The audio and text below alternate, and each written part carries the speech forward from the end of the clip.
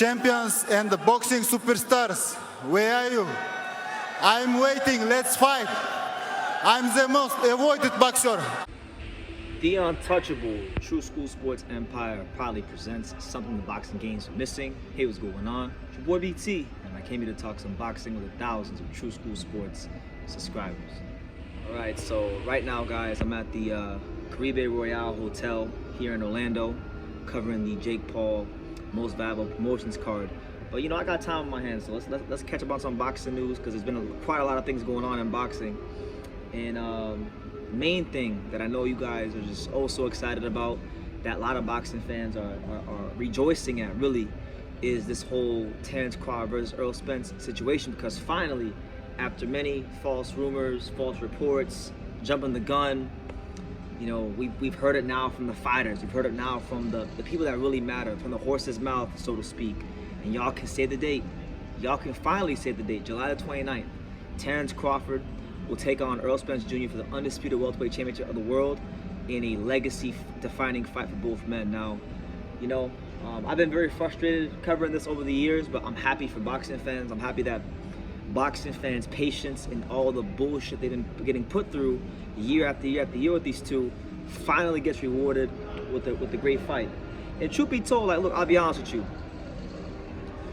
I'm not as excited about this fight as I once was, but I do think this fight has the chance to actually be maybe, just maybe, be a better fight than it would have been, you know, let's say 2-3 years ago. Because 2-3 years ago, this shit was as one-sided as hell. Terence Crawford would have beat the brakes off Errol Spence. But, you know, Al Heyman, PBC, they delayed the negotiations for a little bit. Terence is a lot closer to 40 than he is 30 now. So because of that, I don't think his legs are going to be what they used to be. And I think it's a more winnable fight for Earl.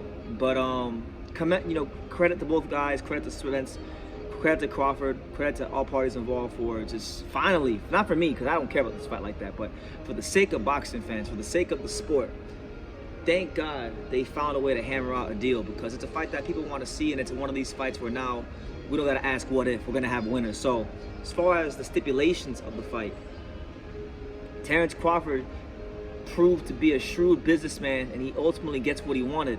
Terence Crawford said a long time ago he wanted a $10 million guaranteed. It turns out both fighters are getting an 8-figure guarantee, meaning that they're both going to get excess of $10 million plus. So Crawford gets a $10 million guarantee. So shout out to him for being, you know, for knowing his worth and for getting what he wanted at the end of the day, ultimately. You know, one thing I didn't know about Crawford, and this is a bit of news to me, is apparently CAA, which is like a big agency, he had a guy named Ish Hinson from CAA negotiate on his behalf. And CAA, for those of you that don't know, they are very big. They're a powerhouse in the entertainment and sports world. You know, if we just look at some of the people that are represented by CAA, people like Tom Hanks, Steven Spielberg, you know, Samuel L. Jackson, Pete Davidson, and the list goes on and on. It's a lot of people that CAA represents. So the fact that Crawford's on their roster, it's kind of like, it goes to show you, like, when you have the right representation and you have the right things behind you and the right people negotiating on your behalf, you can get certain things done. So credit to them for getting the deal done. Credit to Al Heyman for getting the deal done. Thank you, Al Heyman. Thank you, Al Heyman. Thank you, all parties involved. There is also a bi-directional rematch clause, which basically means that the loser can trigger the rematch within 30 days of the fight. So if Errol Spence Jr. gets put in the dirt by Crawford, he can reactivate the rematch clause. If Crawford gets put in the dirt by Spence, then he can reactivate the rematch clause. So it's kind of good. I think this is going to be a fight where we're going to see a legitimate rivalry finally settle. We're going to see two guys not just fight in a one-off scenario, but like actually try to prove who is the better man. And I'm looking forward to that, because for me, I'll be honest with you guys, like, I've always felt that the superior fighter has always been Terence Crawford. Everything, everywhere on the board. Boxing ability, slugging, punching power, finishing, everything. Just the better fighter on the board is Terence Crawford. The smarter fighter, Terence Crawford. So I'm glad we're gonna finally see that put to the test. Now, don't get it twisted. Errol Spence can do some things to win this fight. I feel like Errol has a great textbook volume jab. And what I'm really looking forward to from the Errol Spence side of things is, you know, they always say, like, sometimes fighters have tools, but sometimes it takes the right opponent to make them bring out the right tools. And I think, like, if there was ever a guy that you could say is gonna bring out the best in Errol Spence and bring out all the tools, then it's gotta be Terence Crawford, right? if Errol can box on the back foot, right? Because the criticism I always hear is Errol can't box off the back foot. Errol can't do this. Errol can't do that. Errol's just a come forward, textbook, mow you down type of fighter. If he is more than that, I feel like we're gonna see it in this fight. I feel like Terence is the kind of fighter that's good enough to make him show all the tools, and that's like the real intriguing part of this for me as a fight fan, and hopefully it is for you guys as well. As far as Crawford, this is a guy in Crawford that turned pro 135. He's a naturally smaller man, but he's a physically strong guy. So the question for him becomes, could Terence Crawford, can he handle the physical strength of Errol Spence, and when Errol begins to push him back, when that time comes, will he have the strength to hold his ground and beat up on Errol and kind of let Errol know that, hey, I'm not Danny Garcia, I'm not Sean Porter, I'm not Carlos Ocampo, I'm not Leonard Bundu. You're not just gonna push me back, have your way with me. So there's a lot of different intricacies when it comes to this fight. I feel like both fighters are gonna be trying to establish that lead hand. For Spence, how does he deal with the Crawford switch hitting abilities? I mean, there's so many interesting things about this fight, but thankfully it got made for the fans. Thankfully it's going to be on neutral ground, so there won't be any complaints about Spence getting Texas treatment or Bud getting Nebraska treatment or anything like that. Both guys are going to be in Las Vegas.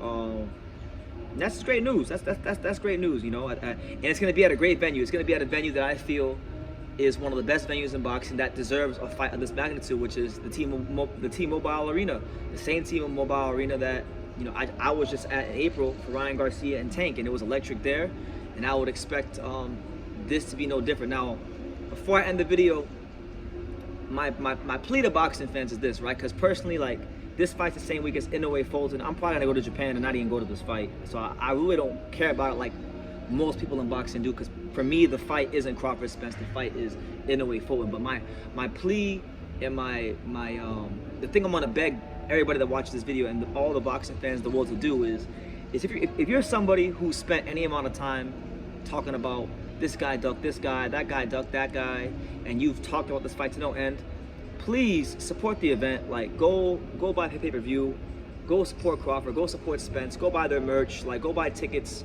go to Vegas, go do what you gotta do. Don't spend all this time, complaining and bitching and moaning about not getting the fight, and then now when you get it, now when you get the fight, now you're not gonna go out there and support it. No, support the fight, because these guys have worked very hard to make the fight happen. They've delivered for you guys, and now it's up to the fans to deliver for the fighters on their part and create a great atmosphere and an unforgettable night for the sport of boxing. And what an unforgettable week it's gonna be. I mean, in the middle of that week, you're gonna have Inoue Fulton in Japan, which to me is the best fight in boxing. But I know a lot of you guys will disagree. This fight, in many people's mind, is the best fight in boxing. So you got two elite level, I would say you got 4 pound-for-pound level fighters all in action within a 2 or 3 day span, and 2 monstrous fights. Inoue, great fighter. Stephen Fulton, great fighter. Terence Crawford, great fighter. Errol Spence, all of them great talents. All guys you could say are on the pound-for-pound list or should be on the pound-for-pound list. Like, they are the elite creme de la creme, top shelf of boxing. So support this event. But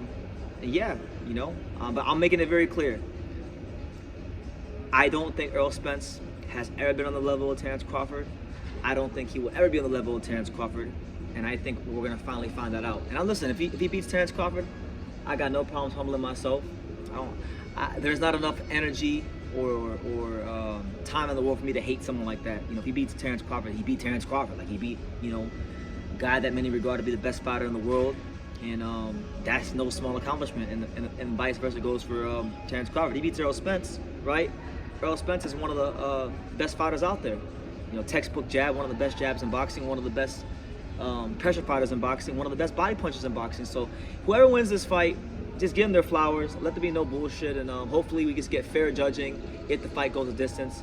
And hopefully, for our sake, the fight don't go the distance. Hopefully, whoever wins just knocks each other out, so there's no controversy. We don't get like a Rolly situation with Barroso or a Lomachenko situation with Haney. We just let justice prevail, But on that note, those are my thoughts on Crawford Spence getting made. Give me yours down below. Make sure you guys take the time to subscribe. And like I say in every single one of these videos, you can love me or you can hate me, but I'm just a kid from Daniel. So until next time, take care, guys. Thank you for watching another video on the untouchable True School Sports Empire. We're here at the Hatanaka Boxing Gym in Nagoya, Japan. And for more great videos just like this one, make sure you guys click right here.